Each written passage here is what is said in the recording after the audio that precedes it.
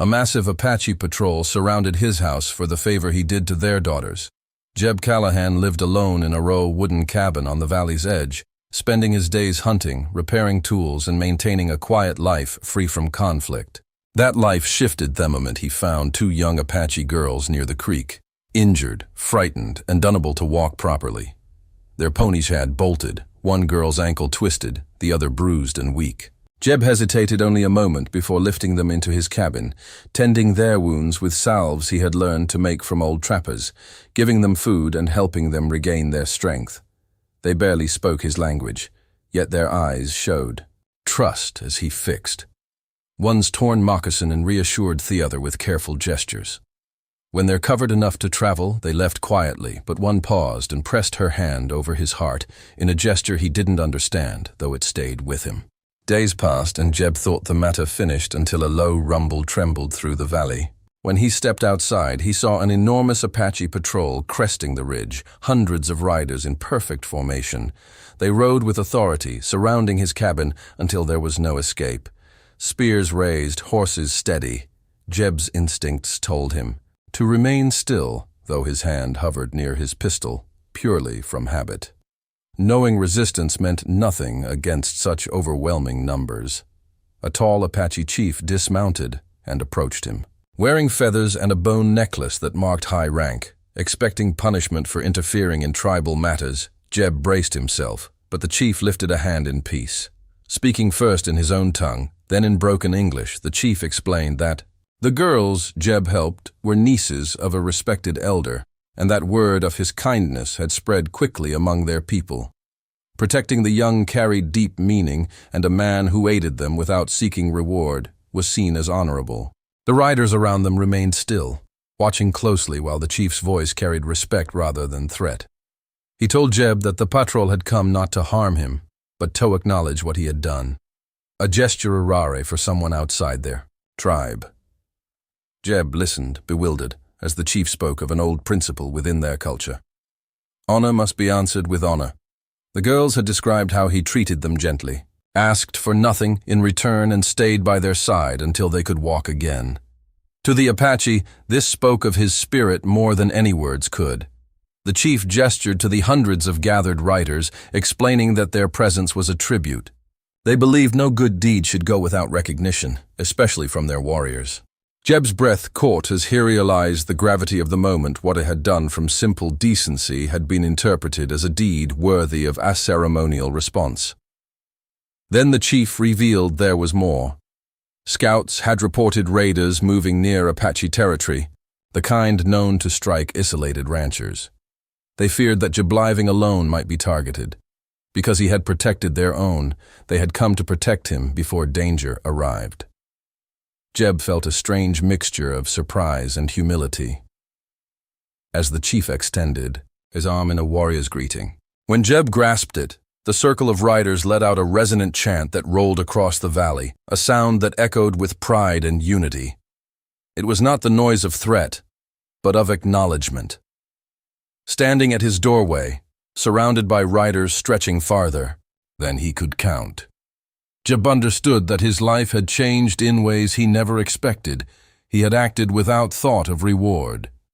Yet the Apache stood before him, offering something greater than thanks. They had come to place him under their protection, forming a bond forged from compassion freely given. As the chief released his arm, Jeb realized he was no longer just a solitary rancher on forgotten land. He had become part of something larger, woven into the honor of a people who repaid loyalty with loyalty and remembered every kindness shown to their own. The valley remained still after the chant faded, vibrating with the meaning behind it.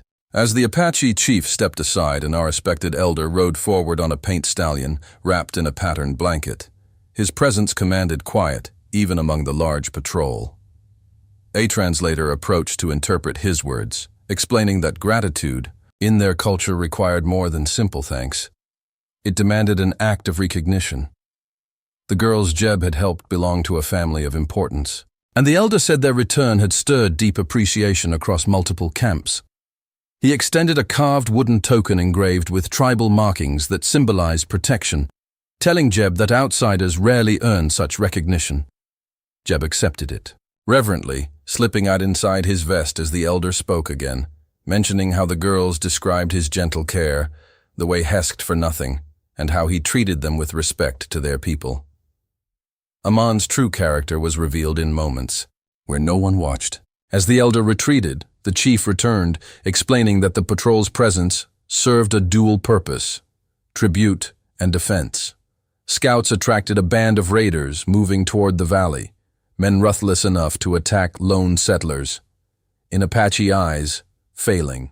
To protect Jeb after he had aided their young would be dishonorable. A group of warriors dismounted, placing leather-wrapped bundles at Jeb's feet. Inside were supplies, dried meat, maize, tools, furs, and a finely crafted spear etched with symbolic patterns. These were not mere gifts, but assurances that he would not face hardship alone. Before Jeb could process everything, a distant shout came from the ridge as a scout signaled danger. The chief's expression hardened, and within seconds the patrol shifted into battle-ready formation. Horse tightened into disciplined ranks, spears angled forward, riders positioning themselves with swift precision. Jeb stepped off his porch, volunteering Tostin with them. And though the chief initially told him to remain behind Thaylines, he recognized Jeb's resolve and allowed him to take a place where he could support without being exposed. Moments later, the raiders burst from the trees, expecting an undefended ranch. Instead, they met a force they could not match. The Apache moved with unity, surrounding the raiders, cutting off their escape, and striking with well-coordinated maneuvers. Jeb steadied his rifle, firing only when needed, respecting the chief's orders and acting with caution. Within minutes, the raiders scattered, overwhelmed and defeated. The Apache did not shout or celebrate. They returned to calm formation, as though they had simply completed a necessary duty. The chief rode toward Jeb and told him the raiders would not return. Then he leaned in and spoke words Jeb would never forget. "Your kindness brought this shield to your door." The patrol began to withdraw, their silhouettes moving in disciplined waves across the valley. Before leaving, the chief reminded him that watchers would remain in the distant ridges not to intrude, but to ensure no unseen threat approached again. Jeb watched as hundreds of riders departed, their loyalty bound not by obligation, but by mutual respect. When he placed his hand over the carved token inside his vest, he felt the weight of the bond he had earned. He had acted on instinct, offering help to two frightened strangers. But that simple decision had forged a connection deeper than he could have imagined. From that day forward, the valley no longer felt empty. Jeb sensed the unseen guardians who kept silent watch over him, honoring the man who treated their daughters with compassion. And though he returned to his quiet life, he carried a new certainty in his heart that even a single act of kindness could echo far enough to gather an entire nation of warriors around a man and leave him forever changed.